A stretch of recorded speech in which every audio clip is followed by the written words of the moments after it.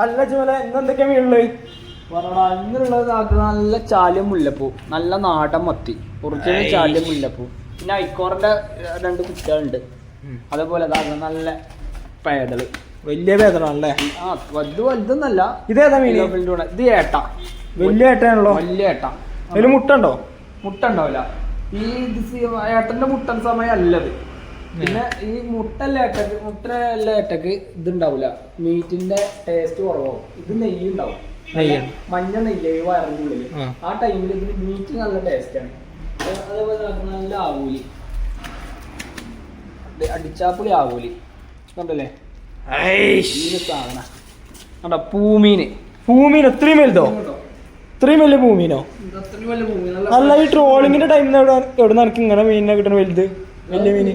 ഇതൊക്കെ നല്ല നമ്മളെ ചാല് മുല്ലപ്പൂ ഇതാക്കാണ്.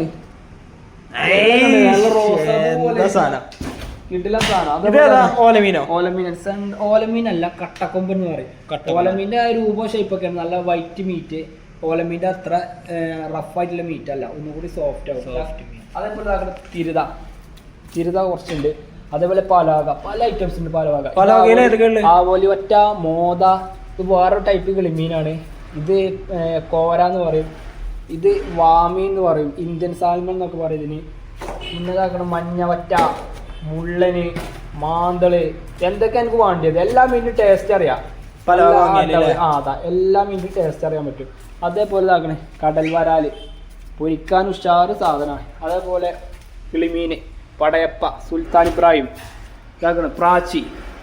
പ്രാച്ചി. അപ്പൊ ഇതും പ്രാച്ചി തന്നെയാണ്. അപ്പൊ ഇതെന്താ രണ്ട് കളർ? ഇത് രണ്ടും എന്താ ടൈപ്പാണ്. അന്യന്യ കാണാൻ ഒരേപോലെ അല്ലല്ലോ. അത് ശരിയാണ്. അതെ, അത് നല്ല കൂന്തള്, വൈശാലി കൂന്തൽ. അതേപോലെ മാന്തള്. ഈ മാന്തള കണ്ടുകൊണ്ടു. പിന്നല്ല, ഞാൻ ഫസ്റ്റ് ടൈം ആടാ ഇത് കണ്ടോ. നമ്മളത് ഫസ്റ്റ് ടൈമാണ് ഈ സാധനം കിട്ടുന്നത്. ഇത് പല്ലമാന്തൾ എന്ന് പറയും.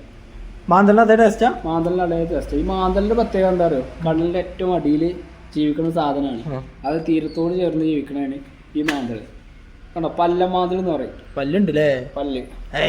വേറെ മാന്തളിൽ ഈ പല്ലുണ്ടോ? അതാണ് ഈ പല്ലമാന്തൾ എന്ന് പറയുന്നത്. ഈ മീൻ നല്ല ടേസ്റ്റുള്ള മീനാണ് വറക്കാൻ.